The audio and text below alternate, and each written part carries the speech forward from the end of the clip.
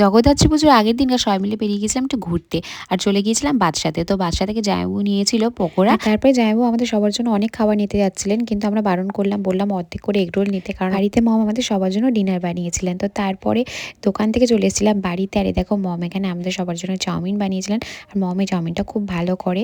Hello বল, বল আমরা কি খাচ্ছি বলে দে। নুডলস। ওটাকে তোমার সবাই নিশ্চয়ই চেনো, আর এটা আমার দিদি নিশ্চয়ই চেনো। আমরা চলো সব দায়িত্ব ভিডিওতে হাই। আর এখানে না আমার দিদির সঙ্গে একটু ইয়ার্কি মারছিলাম। তো তারপরে ব্লগটা পরের দিন কন্টিনিউ করছিলাম।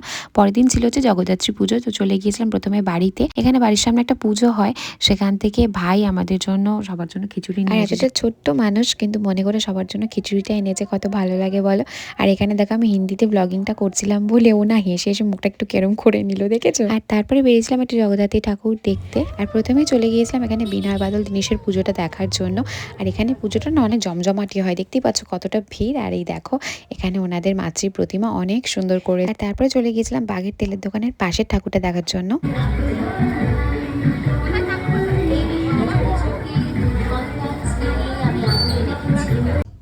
এই দেখো ওনাদের মাতৃ প্রতিমা অনেক অনেক সুন্দর হয়েছে। ওনারা প্রতি বছরই খুব সুন্দর প্যান্ডেল করে এই পুজোটা করেন। আর তারপরে চলে এসেছি নিউল্যান্ডে ঠাকুরটা দেখার জন্য। এখানে নিউল্যান্ডের ঠাকুরটা দেখে চলে গিয়েছিলাম বাদুতলা ঠাকুরটা দেখার জন্য। আর এই দেখো ওনাদের প্রতিমা।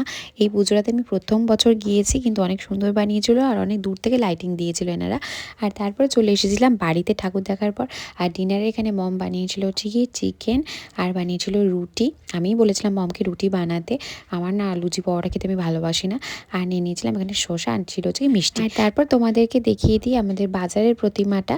তো এখানে বাজারের সামনেই পুজোটা হয়, আর প্রতি বছর এই ঠাকুরটা দেখিয়ে আমি শুরু করি। আর তারপরে বাড়িতে আসার সময় আবার দেখা হয়ে গেল, আর তোমাদেরকে একটু দেখিয়ে দিলাম।